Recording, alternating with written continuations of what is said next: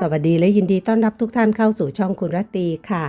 วันนี้คุณรตีจะพาชมวิวทิวทัศน์และบรรยากาศในขณะที่พวกเรานั่งเครื่องบินโดยจะเริ่มต้นจากสนามบินนานาชาติขอนแก่นจังหวัดขอนแก่นไปที่สนามบินนานาชาติดอนเมืองกรุงเทพมหานครนะคะโดยเริ่มต้นจากเครื่องบินเคลื่อนตัวช้าๆออกจากที่จอดจากสนามบินนานาชาติขอนแก่น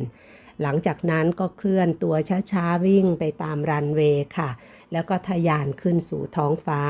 หลังจากที่เครื่องบินยกระดับสูงขึ้นเรามองลงไปข้างล่างก็จะเห็นวิวสวยงามเลยค่ะอยู่ด้านล่างนะคะ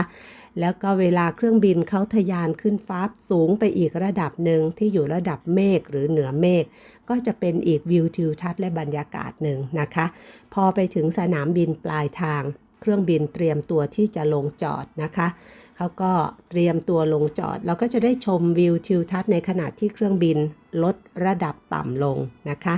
โอ้ยพูดมาแล้วอยากชมแล้วใช่ไหมคะเดี๋ยวตามคุณรตีไปดูเลยค่ะว่าบรรยากาศจะเป็นยังไงบ้าง